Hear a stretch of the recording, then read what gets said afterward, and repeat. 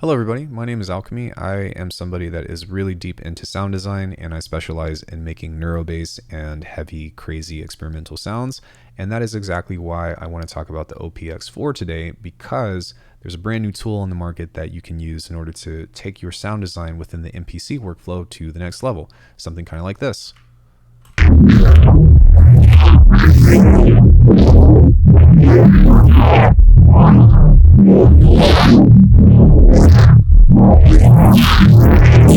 Now that's really cool. Unfortunately, it requires a lot of work to kind of put in and get something out of it. But if you are familiar with sound design and you know your stuff, then you can definitely get some really cool results by using all the tools that the MPC has to offer.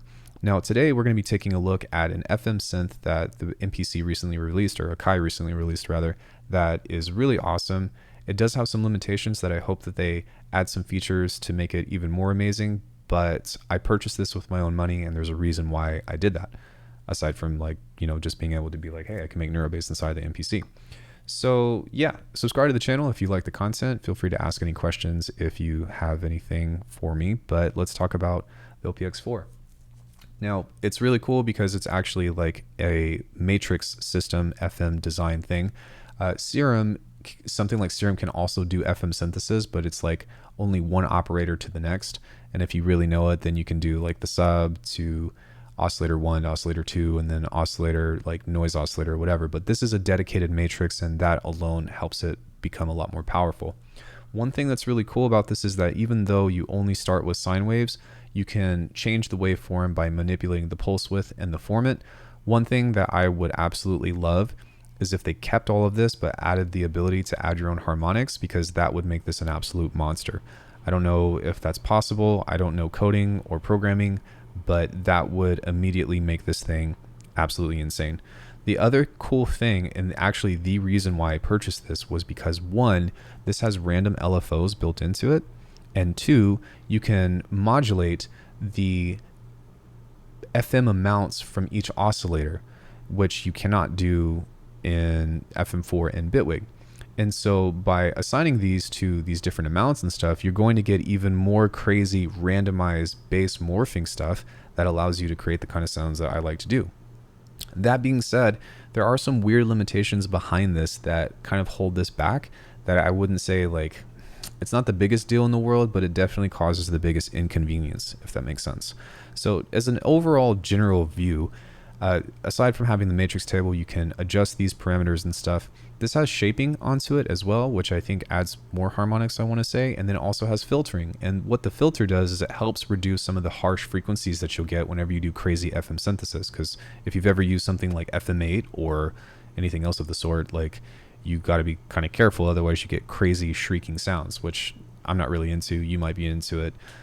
There's sound for everybody, right? There's also a sample playback engine, which you have a wide range of different sounds to choose from. It would also be cool if you can add in your own sample, but this is not really something I see myself using. What you will use this for, or somebody that will use this for, is making like percussive things that need to have a more organic texture, because I'm talking about neurobase specifically, but this is great for making bells or things that sound more realistic. And by having some Foley, you can actually layer that together to create those more realistic sounds. So with that being said, all of the operators have their own envelope, and it's not quite a multi-stage envelope, but it does have two different decays on them, which is kind of cool. So you've got decay 1 and then you've got decay 2. So you can create not necessarily multi-stage envelopes, like I said, but you can kind of make something like this, I guess, which is kind of cool. The only issue that I have with this is that if you're trying to adjust this with your finger, it's almost impossible, so just use the knobs. The other thing is that within these decay rates, this is set at 10 seconds, and the difference between like 2 seconds and like half of a second is like this much of an adjustment. So it's really small and really finicky. And same thing with this too, whenever you adjust the amounts on this, like the adjustments are way too big. And so if they could kind of back off of that and allow finer adjustments, even if like holding shift is still too much. So it's better to just like double click on this and to type in the amount that you want. That way you can get those finer adjustments to create your respaces or to create your detuning that doesn't necessarily like destroy the sound. With all that being said, you have up to 32 different modulators, and that's pretty cool because you can actually send stuff to modulate like another thing to modulate something else. So you have this, here is everything, here's all of your modulators rather, and then here are all of your destinations. I hope that in the future they add some headers and stuff to help group this stuff, because if you don't know what you're doing, and even for me, like I had to take quite a bit of time to study this and what goes to what, but yeah, you can do it. You just got to memorize what each function is, because if you assign something, you'll see the movement here, but you will not see it happen on the actual synth itself, which is kind of unfortunate, because if you do automation, then you'll see that. I get why they did it. I hope that there's some kind of workaround behind it, but it is kind of inconvenient. You've got macros that are automatically assigned. Whenever you create a new patch, you can change that, which is pretty cool. And I think that it's overall, like, this page itself is pretty awesome. Where things get kind of tricky is the filtering and the modulation of effects. So looking over at the effect tab, you've got 3 different effects, but the problem is that they're all routed parallel and there's no way to change that. So bus 1, which everything goes into a bus here. So right now everything is being just sent into bus 1, but that goes into filter 1, goes into effect 1. So that means that you can't send this into effect 2, or sorry, filter 2, unless if you do a parallel chain by doing this, that goes into effect 2, which would go into this. But the problem is that you're doubling the signal and you can't adjust these. So like you can't automate them or you can't modulate them. And normally that's not really that big of a deal, except for when you're talking about this kind of stuff. There is a parametric EQ on here that has 6 bands, and that's really awesome. But the problem with that is that because you can't automate this, there's a really big opportunity that's missed to be able to create cool vowels and custom filters that led me to being disappointed about this ultimately. What do you mean by that, Alckemy? If you look on the outside of this and you look at this parametric EQ, right now it's kind of unfortunate because you can't really see unless if you're looking at like an oscilloscope or like a spectrum. But I'm doing these boosts and gains here to create vowel movement with this.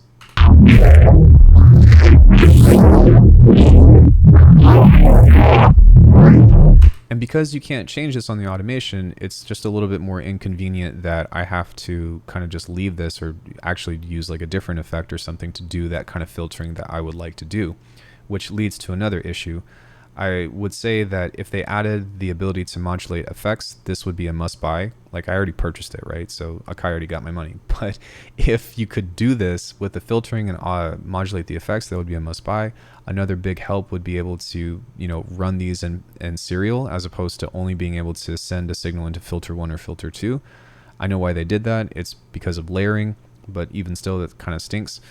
And then global 1 does go into global 2, so there is a serial chain with that. So you can send the parametric EQ into a maximizer, but you can't automate it. It drives me crazy. But yeah, the big thing is that there's no global modulators within the MPC itself. And if they added that, at least maybe not even global modulators, but effect modulators, then that would save me the time of having to do all this stuff by hand. And that's really inconvenient because when you make this kind of bass, if you want to resample it, you have to do it twice. So what I mean by that is this plugin right here has these effects that have all of the processing and stuff. And what I did was I bounced it out and sent it into a key group. But if you duplicate an effect like this, and then you hit play, all of the automation is removed. So that means that you have to do all of this stuff at least twice. Now the good news is that after you've done it twice, then instead of making a new key group each time, you can just replace the sample with whatever it is that you're bouncing and kind of just create a factory that way. But it's still a really archaic and like tedious workflow that would be so much easier to just let us use the modulators. That way, at least, even if I have to reset up the effects, at least I don't have to touch them. And that would be so much more convenient in that sense. The other thing that I wanted to tell you that you might be interested in knowing is that if you run out of effects, you can actually send everything to a submix, but only one submix. So you can't do like submix 1 that goes into submix 2 that goes into submix 3, because that would probably make the MPC hardware explode.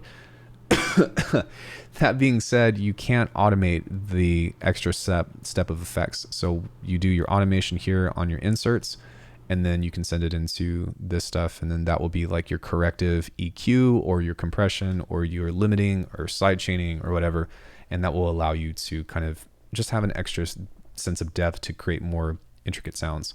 So as you can see, like there is a way around how to perform some of these actions that I'm used to doing very seamlessly within a DAW. At the same time, I'm kind of held back because I'm very limited with what I have. And part of the fun is the problem solving aspect of that. But now that I've figured it out, I'm like, okay, now I wish I could do that, because I'm still going to go do my Respace, neuro-based stuff and faceplant and then bring it into the MPC.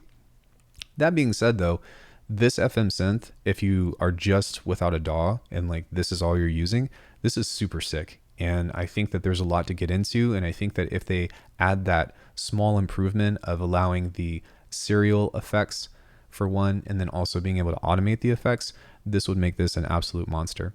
The only other wish list that I have that I'm like, oh man, if you did that, would be the ability to add your own harmonics for the operators. But that would be the difference between this being a great synth and a phenomenal must own for anybody that I could recommend to anybody. Just imagine, that would be incredible if you could do that. So with that being said, if you guys like this kind of stuff and you want to know more about like a sound designer's perspective on the MPC or other aspects of hardware, I would love to know. I wanted to do a video like this because I normally don't cover hardware or anything, because I feel like most people that use an MPC are not going to go this far into sound design, simply because I would say the majority of them are just into sampling, chopping them up, and finding cool cuts, and then making drums and all that stuff. And there's nothing wrong with that. And I have a huge amount of respect for people that do that. However, because I've gone through the time and want to figure this stuff out, I want to speak for the minority group of people that really want to get down and dirty into the cool stuff that the MPC can do, because those are like the hidden secrets and stuff, right? Anyways, I'm rambling. Thank you all so much for watching. Please subscribe to the channel if you haven't already, and consider picking up the Akumu MPC expansion that I have on my website at www.alckemy.com. I'll see you guys in the next one.